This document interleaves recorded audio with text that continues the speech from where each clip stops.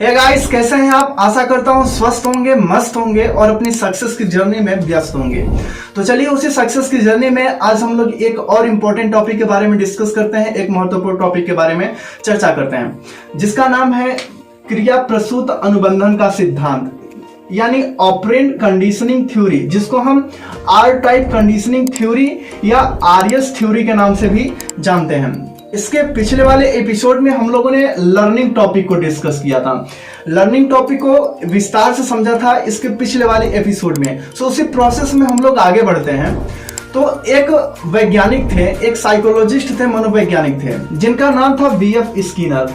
इन्होंने लर्निंग के फील्ड में बहुत सारे प्रयोग किए, बहुत सारे अपने सिद्धांत दिए और उन्हीं प्रयोगों के आधार पे उन्होंने अपनी एक थ्योरी लॉन्च की जिसका नाम था ऑपरेंट कंडीशनिंग थ्योरी। और आज हम लोग ऑपरेंट कंडीशनिंग थ्योरी को विस्तार से समझेंगे, जो कि बीएफ स्किनर द्वारा दिया गया था। और हम लोग इसमें यह भी समझेंगे कि बीएफ स्किनर ने इस थ्योरी को लॉन्च करने से पहले किसके ऊपर प्रयोग किया था, किसके ऊपर प्रयोग करके इस थ्योरी को उन्होंने लॉन्च किया था। यह सारी चीजें हम लोग इस वीडियो में डिटेल में समझेंगे। तो चलिए समझते हैं, सीखते हैं और जानते हैं कि ऑपरेंट कंडीशनिंग थ्योरी क्या है। बीएफ स्किनर ने यह बताया कि अभिप्रेरण से उत्पन्न क्रियाशीलन ही सीखने के लिए उत्तरदायी होती है, यानी अभिप्रेरण से उत्पन्न क्रियाशीलन ही सीखने के लिए उत्तरदायी होती है। यानी मोटिवेशन और एक्शन, यानी जब मोटिवेशन से ही आपके अंदर एक्शन आता है और एक्शन जब आप लेंगे तो लर्निंग कर पाएंगे, यानी सीख पाएंगे। यानी जो मोटिवेशन और एक्शन ही लर्निंग के लिए रिस्पॉन्सिबल होते हैं, लर्निंग के लिए मोटिवेशन और एक्शन ही रिस्पॉन्सिबल होते हैं। लेकिन यहाँ पे एक क्वेश्चन और आ रहा है कि मोटिवेशन कहाँ से आता है। सो उन्होंने बताया कि प्लेजर, अपने प्लेजर को माइंड में रख के, यानी कि खुशी, जिस भी काम को आप करना चाहते हैं उससे आपको खुशी क्या मिल रही है, आखिर उससे मिलने वाला रिजल्ट क्या है, तो उस प्लेजर को ध्यान में रखते हुए आपके अंदर मोटिवेशन आएगा। जब आप उस प्लेजर को ध्यान में रखेंगे तो आपके अंदर मोटिवेशन आएगा और जब मोटिवेशन होगा तो आप एक्शन भी लेंगे, क्योंकि आपको इस प्लेजर को हासिल करना है। जब आपके अंदर एक्शन आएगा और जब आप मोटिवेशन और एक्शन, मोटिवेशन से जब एक्शन लेंगे तो इसी से आपको लर्निंग होगी। यानी कि जब आप मोटिवेटेड होते हैं तो किसी भी काम के प्रति, तो उस काम को करने के लिए एक्शन लेते हैं। जब आप एक्शन लेंगे तो आप उस काम के बारे में सीखेंगे। बीएफ स्किनर ने यह भी बताया कि व्यवहार का परिणाम क्रिया के होने की संभावना को प्रभावित करता है। यानी व्यवहार का परिणाम, आपका जो परिणाम है, आप किस चीज को पाना चाहते हैं, आपका प्लेजर किसमें है, प्लेजर आपका कितना बड़ा है, यह आपका रिजल्ट है। यह प्लेजर आपके मोटिवेशन को इफेक्ट डालेगा, ये मोटिवेशन आपके एक्शन को इफेक्ट डालेगा और ये दोनों चीजें मिलके आपको लर्निंग को इफेक्ट डालेंगी। यानी कि जितना बड़ा प्लेजर होगा, जितनी बड़ी वस्तु को आप पाना चाहेंगे, उस वस्तु को पाने की इच्छा आपके अंदर जितनी ज्यादा होगी, उसी के हिसाब से आपके अंदर मोटिवेशन आएगा और उसी के हिसाब से आप एक्शन लेंगे और फिर उस एक्शन से जो आप लर्निंग लेंगे, मतलब कि एक्शन से ही सीखेंगे। तो उन्होंने यही बताया कि व्यवहार का परिणाम क्रिया के होने की क्रियाशीलता को प्रभावित करता है। यानी कि आपके एक्शन को प्रभावित करेगा आपका प्लेजर, यानी किस चीज को आप पाना चाहते हैं।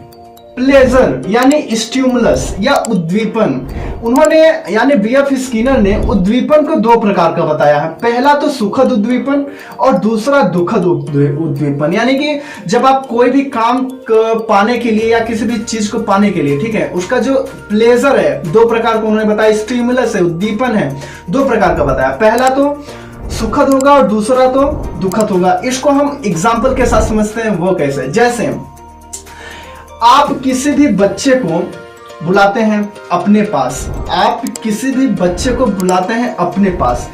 अब इस बच्चे आपके पास आएगा, क्यों आएगा? पहला कंडीशन हम लोग रखते हैं कि आप इसको कुछ अच्छा चीज दोगे ताकि इस चीज को पाने के बाद यह बच्चा खुशी महसूस करे, प्लेजर महसूस करे, यानी आनंदित हो, या इसके साथ मिलकर आप कोई ऐसी एक्टिविटी करेंगे जिससे इसको आनंद आएगा, इस बच्चे को जिससे आनंद आएगा तो यह आपके पास आएगा। और आप इसको बार बार बुलाएंगे इस बच्चे को तो बार बार आएगा। यानी कि बीएफ स्किनर ने यह बताया कि जिस भी सुखद उद्दीपन को, यानी अगर किसी काम के प्रति सुखद उद्दीपन है, स्टिमुलस सुखद है, तो उस काम को करने की प्रक्रिया बार बार होती है। जैसे इस बच्चे को अगर आप बुलाते हैं, कुछ अच्छा देते हैं, इसके साथ कुछ अच्छा करते हैं, इसको जिसमें आनंद आता है, तो यह बार बार आपके पास आएगा। अब हम लोग कंडीशन चेंज करते हैं। अब आप उसी बच्चे को बुला रहे हैं, लेकिन यहाँ पे आपकी स्टेट थोड़ा सा बदल जाता है और आप उसको बुलाते हैं, आप कोई अच्छी चीज नहीं देते हैं, आप इसको बुलाते हैं, गुस्से के अंदाज में बुलाते हैं कि तुम यहाँ आओ। आप गुस्से के अंदाज में बुलाते हैं और आपके पास आने के बाद इसको कुछ अच्छा नहीं लग रहा है, आप इसको कुछ खाने की चीज नहीं दे रहे हो, या आप इसके साथ मिलकर कोई ऐसी एक्टिविटी नहीं कर रहे हो जिसको इसमें प्लेजर आए, इसको प्लेजर आए, जिसको आनंदित महसूस करे, तब आपसे अब एक सवाल है कि किस कंडीशन में यह बच्चा इसके पास आएगा। पहला तो सुखद कंडीशन यह था कि आप इनको बुलाओ और अच्छी से एक्टिविटी करो, कुछ अच्छा खाने के लिए दो, तो इस कंडीशन में बच्चा आपके पास बार बार आएगा। और दूसरा कंडीशन यह है कि अगर आप इसके साथ आएंगे तो दुखद व्यवहार करेंगे, या इसके साथ अच्छा व्यवहार नहीं करेंगे, इसके साथ कोई ऐसी एक्टिविटी नहीं करेंगे जिससे इसको आनंद आए, तो इस कंडीशन में बच्चा आपके पास नहीं आएगा। इस कंडीशन में बच्चा आपके पास नहीं आएगा। तो बीएफ स्किनर ने यह बताया कि सुखद उद्दीपन यानी प्लेजर यानी स्टिमुलस अगर सुखद है तो उस क्रिया को बार बार करके इसमें सीखना आसान हो जाता है। अगर उद्दीपन दुखद है तो वह क्रिया बार बार नहीं होगी। यानी आपको मिलने वाला जो प्लेजर है, जिससे अगर आप किसी भी चीज को पाना चाहते हैं, उस काम को अगर आप करना चाहते हैं, उसमें आपको बहुत खुशी मतलब मिल रही है, कुछ ऐसा मिल रहा है जिससे आप बहुत ही आनंदित महसूस कर रहे हैं, तो उस काम को आप बार बार करेंगे। अगर वही दुखद हो, किसी भी काम को करने से आपको दुख महसूस होता हो, तो आप उस काम को नहीं करेंगे। तो इस टॉपिक में यहाँ पे बीएफ स्किनर ने यही बताया है। और इन्होंने यह भी बताया कि अगर कोई बच्चा है, उसके इन्वायरमेंट के आधार पर, यानी जिस इन्वायरमेंट में वह रहता है उसके आधार पर वह शर्मीला हो चुका है, यानी उसका जो इन्वायरमेंट है वह बहुत शर्मीला है, तो उस इन्वायरमेंट का इफेक्ट इस बच्चे पर पड़ा, ठीक है, यह शर्मीला हो चुका है। तो उन्होंने यह बताया कि उस इन्वायरमेंट को बदल के, यानी जिस इन्वायरमेंट में यह बच्चा है, फिर इसके इन्वायरमेंट को बदल दिया जाए, तो वह बच्चे की जो शर्मीले वाली बिहेवियर है, जो कि उसके इन्वायरमेंट के कारण आया था, उस शर्मीले वाले बिहेवियर से वो छुटकारा पा सकता है, यानी अपने स्वस्थ मानसिक अवस्था में आ सकता है। शर्मीले की एक्टिविटी उसके अंदर से बाहर चली जाएगी। बीएफ स्किनर ने इसको भी बताया कि इन्वायरमेंट को चेंज करके बिहेवियर को चेंज किया जा सकता है, यानी इन्वायरमेंट को चेंज करके बिहेवियर को चेंज किया जा सकता है।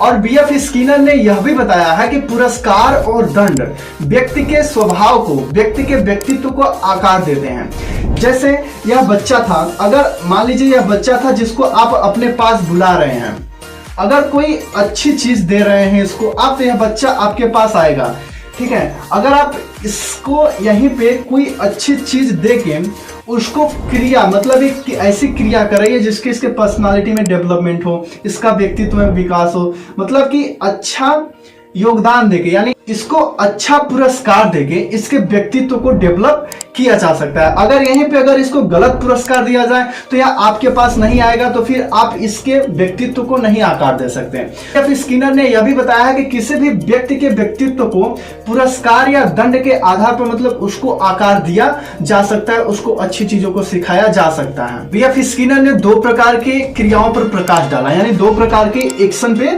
प्रकाश डाला। पहला क्रिया प्रसूत और दूसरा उद्दीपन। जो क्रिया उद्दीपन के द्वारा होती है, जो क्रिया उद्दीपन के द्वारा होती है वह उद्दीपन पे आधारित होती है, जबकि क्रिया प्रसूत का संबंध ज्ञात उद्दीपन से न होकर उत्तेजना से होता है। तो हम लोग बीएफ स्किनर के प्रयोग के बारे में समझते हैं, यानी इस थ्योरी को लॉन्च करने से पहले उन्होंने किसके ऊपर प्रयोग किया था उसके बारे में हम लोग डिटेल में समझते हैं। तो इस थ्योरी को लॉन्च करने से पहले उन्होंने एक चूहे के ऊपर प्रयोग करके इस थ्योरी को लॉन्च किया था, वह चूहे के ऊपर प्रयोग किए थे। अब उस प्रयोग को हम लोग इसमें विस्तार से समझते हैं कि वह प्रयोग क्या था। सो उन्होंने एक बॉक्स लिया, उस बॉक्स को नाम दिया उन्होंने स्किनर बॉक्स। इसके अंतर्गत एक लीवर लगाया और लीवर एक घंटी से अटैच था और घंटी से ही एक भोजन का टुकड़ा लगाया गया था और इसके अंदर एक भूखे चूहे को डाल दिया गया। चूंकि चूहा भूखा था, जब इस बॉक्स के अंदर उसको डाला गया तो वह इसमें हड़बड़ाने लगा, यानी इसमें दौड़ने लगा। वह भूखा था, दौड़ने लगा और यहीं पे एक लीवर था। अब इसका पैर अचानक लीवर पे जाता है तो ऊपर एक घंटी की आवाज बजती है और एक घंटी की आवाज को सुनता है। जैसे ही घंटी की आवाज बजती है और यहाँ से एक भोजन का टुकड़ा नीचे गिरता है और इस लीवर से मतलब जब इसमें फिर घूमने लगता है तो इसको भोजन का टुकड़ा मिलता है। चूंकि भूखा था तो इसने खाना स्टार्ट कर दिया। कुछ दिनों तक ऐसी प्रक्रिया चलती रही। फिर कुछ दिनों बाद यह देखा गया कि ये जो चूहा है, जब इसको भूख लगती थी तो यह जानबूझ के आता था, लीवर को दबाता था, घंटी बजती थी और यहाँ से भोजन गिरता था। यानी इसको यह आभास हो चुका था कि यह सीख चुका था कि इस लीवर को बजाने से यहाँ घंटी बजती है और घंटी बजने से यहाँ पे भोजन गिरता है और मैं इसको खाता हूँ। सो बीएफ स्किनर ने इसके ऊपर निष्कर्ष दिया, जो भोजन है चूहे के लिए प्रबलन का कार्य कर रहा है, यानी रीइंफोर्समेंट का कार्य कर रहा है, जिससे यह चूहा बार बार यह प्रक्रिया को दोहराता है। तो बीएफ स्किनर ने यह बताया कि अगर किसी काम को करने के बाद पुरस्कार मिलता है तो उस काम को आसानी से वह व्यक्ति सीख सकता है। यानी कोई व्यक्ति है, वह किसी काम को करना चाहता है, उसका जो पुरस्कार है, उससे मिलने वाला जो रिजल्ट है, अगर वह सुखदायी है, उसके फेवर में है और उसको पाना चाहता है, उस काम को नहीं भी जानता है लेकिन उस पुरस्कार की वजह से उस काम को वो सीख लेगा, उस काम को करने के तरीके को सीख लेगा। और उन्होंने इस प्रयोग का निष्कर्ष यह निकाला कि अगर किसी काम को करने के बाद उद्दीपन यानी कोई पुरस्कार मिलता है तो उस काम को करने का जो एक्शन है, यानी एक्शन में वृद्धि होती है, उस काम को करने के एक्शन में वृद्धि होती है अगर उस काम को करने के बाद कोई अच्छा पुरस्कार मिल रहा है तो। सो यह रहा बीएफ स्किनर का क्रिया प्रसूत सिद्धांत यानी ऑपरेंट कंडीशनिंग थ्योरी, जिसके अंतर्गत हम लोगों ने आज इसको डिटेल में समझा। इसके जनक हैं बीएफ स्किनर। हम आर टाइप कंडीशनिंग थ्योरी या आरएस थ्योरी के नाम से भी जानते हैं और इसको लॉन्च करने से पहले इसको चूहे के ऊपर प्रयोग किया था। सो हम लोगों ने इन सभी टॉपिक को इस वीडियो में डिस्कस किया। सो आज के इस वीडियो में बस इतना ही। मिलते हैं अगले वीडियो में, तब तक के लिए धन्यवाद। अगर आपने इस चैनल को सब्सक्राइब नहीं किया तो चैनल को सब्सक्राइब कर दीजिए, वीडियो को लाइक कर दीजिए, क्योंकि मुझे आपके प्यार की जरूरत है। सो थैंक यू गाइस, मिलते हैं अगले वीडियो में। धन्यवाद।